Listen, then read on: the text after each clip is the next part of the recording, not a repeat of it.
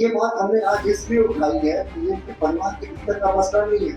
सार्वजनिक मंच पे जनता की आंखों में धूल झोंक रहे हैं इस तरह की बातें। बुलबुलान का तो नाम दिया साहब आपने, लोकतंत्र की हत्या कर दी आपने, जिस तरीके का मारपीट आपके कार्यकर्ता हुआ की गई थी कि बुलबुलान रैली है, ये अस्मिता की लड़ाई की रैली है, ये संविधान बचाने की रैली है, ये लोकतंत्र बचाने की रैली है। और ये तमाम बड़े बड़े तरीके से ब्रांडिंग करके उन्होंने जो नैरेटिव तय करने की कोशिश की थी, कल वो पूरा फेस हो गया। भारतीय जनता पार्टी के झारखंड के प्रदेश प्रवक्ता प्रभुदूल सहदेव ने कल इंडिया गठबंधन के द्वारा आयोजित उलगुलान रैली को लेकर सवाल उठाए हैं। उन्होंने कहा कि जिस तरीके से रैली को लेकर पहले से 5 लाख लोगों के दावे किए जा रहे थे, निराधार था। झारखंड मुक्ति मोर्चा पहले से कह रहे थे कि यह रैली झारखंड मुक्ति मोर्चा की है, लेकिन रैली से ये साफ हो गया कि यह इंडिया गठबंधन की रैली थी। रैली में मुख्यमंत्री चंपई सोरेन को उच्च स्थान नहीं दिया गया। हर बार हेमंत सोरेन, कल्पना सोरेन जिंदाबाद के नारे लगे, लेकिन कभी भी दुर्गा सोरेन की जिंदाबाद के नारे नहीं लगे, ना ही चंपई सोरेन जिंदाबाद के नारे लगे। यह पूरी तरह से कल्पना सोरेन को प्रोजेक्ट अगले मुख्यमंत्री के तौर पर किया जा रहा है। मारपीट की घटना पर भाजपा आरोप लगाए जाने पर कहा कि तस्वीरों में साफ दिख रहा है कि कांग्रेस और आरजेडी के नेता लड़ रहे हैं। वही कार्यक्रम में बसंत सोरेन के उपस्थित नहीं होने पर भी कई सवाल उठाए। देखिए, कल की जो रैली हुई थी, जिस तरीके से इसकी ब्रांडिंग की गई थी कि बुलबुलान रैली है, ये अस्मिता की लड़ाई की रैली है, ये संविधान बचाने की रैली है, ये लोकतंत्र बचाने की रैली है, और ये तमाम बड़े बड़े तरीके से ब्रांडिंग करके इन्होंने जो नैरेटिव तय करने की कोशिश की थी, कल वो पूरा फेस हो गया। मैंने झारखंड मुक्ति मोर्चा ने कहा था, साहब ये हमारी रैली है, हेमंत सोरेन जी को जेल भेजने के खिलाफ ये झारखंड मुक्ति मोर्चा की रैली है, जिसमें बाकी सब अतिथि आएंगे, लेकिन ये रैली में जेएमएम की रैली से कब इंडी गठबंधन की रैली का स्वरूप ले लिया, ये हमारे लिए समझ से परे है।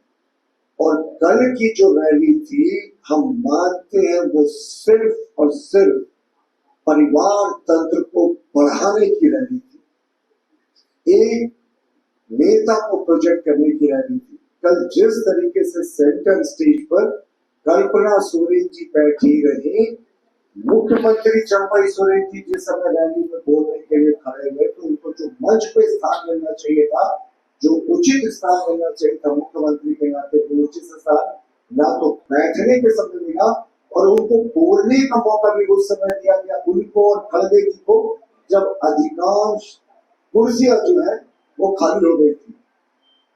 और कितने बार आपने ऐसा देखा होगा कि जिस तरीके से मुख्यमंत्री चंपई सोरेन को ये बार बार एक नैरेटिव रचा जा रहा है कि गांधी के उपचुनाव के बाद प्रदेश को एक नया लीडर मिलेगा, कहा तो ये गांधी जीतने नहीं जा रहे, लेकिन जिस तरीके से एक आदिवासी मुख्यमंत्री जो सोरेन परिवार के बाहर का है, उसको कल अपमानित किया गया। क्या नारे लग रहे थे साहब? शिबू सोरेन जिंदाबाद, ठीक है साहब, गुरु जी है, हेमंत सोरेन जिंदाबाद, कल्पना सोरेन जिंदाबाद। क्या आप में से किसी ने भी सुना कि वहां पे दुर्गा सोरेन, जिन्होंने झारखंड मुक्ति मोर्चा की स्थापना में महती भूमिका निभाई थी, स्वर्गीय दुर्गा सोरेन जी की स्मृति में नारे लगे? क्या आपने सुना कि निर्मल महतो की स्मृति में नारे लगे? क्या आपने सुना मुख्यमंत्री रहते चंपई सोरेन जी के समर्थन में गगन भेदी नारे लगे हों? या आपने विनोद बिहारी महतो के बारे में सुना?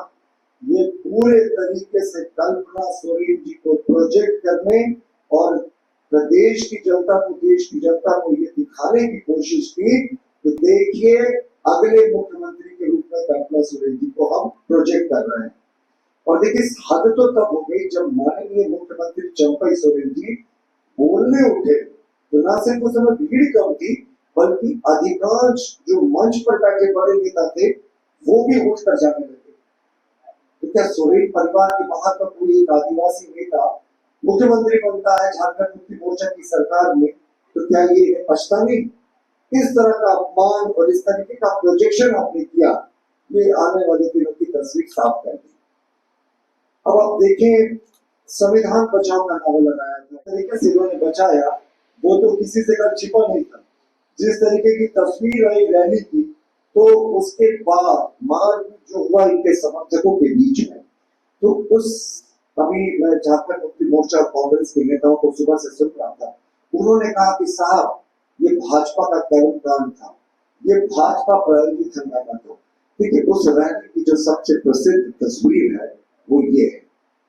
इस तस्वीर में आप देखेंगे कांग्रेस के एक बड़े नेता और राष्ट्रीय जनता दल के भी चतरा के एक बड़े नेता, एक को कुर्सी से पीट रहे हैं, दूसरा लाठी से पीट रहा है। तो एक कहावत होती है ना देहात में, बेटा बेटी के करो बोलते बैठल मगरो।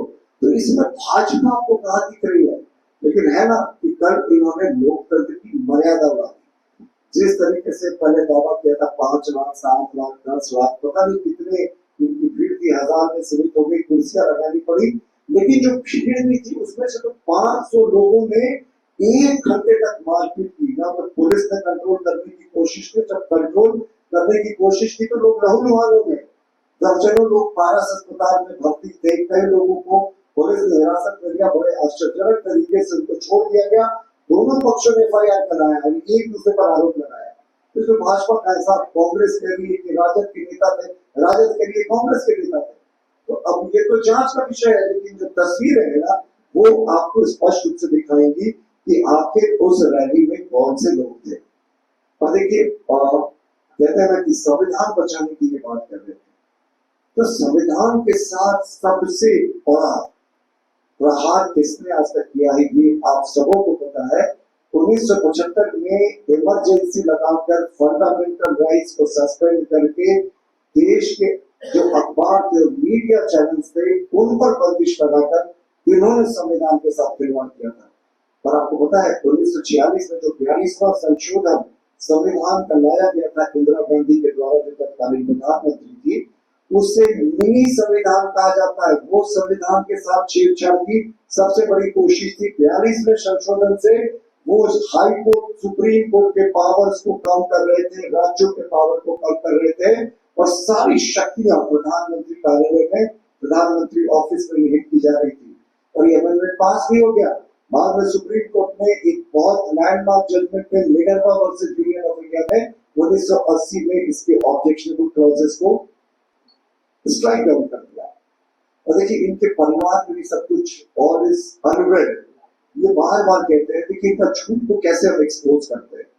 कल एक प्रवक्ता का बयान आया कि साहब जो बसंत सोरेन जी रैली में नहीं आए, उसका कारण था कि बसंत सोरेन जी को कार्यकर्ताओं को खिला रहे थे जो दुमका से आए थे।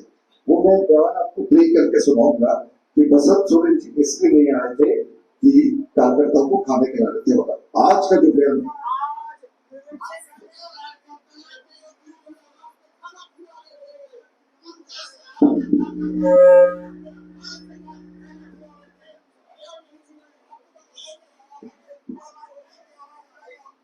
आपने सुना ना, वो कह रहे थे कि दुमका से आए कार्यकर्ताओं को खाना खिला रहे थे।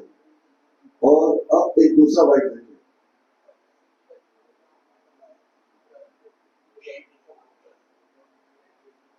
परसों तो मैदान में थे ही। एक इनके प्रवक्ता कह रहे हैं कि डिहाइड्रेशन हो गया था, एक इनके प्रवक्ता कह रहे हैं कि कार्यकर्ता को खाना खिला रहे थे। तो झूठ इनकी ऐसे ही एक्सपोज होती है। दरअसल इनके भीतर खाने से ये खबर थी कि कल्पना सोरेन जी के रैली में किसी दूसरे पर फोकस नहीं करना था, वो भले ही गुरु जी के परिवार के सदस्य क्यों नहीं हो,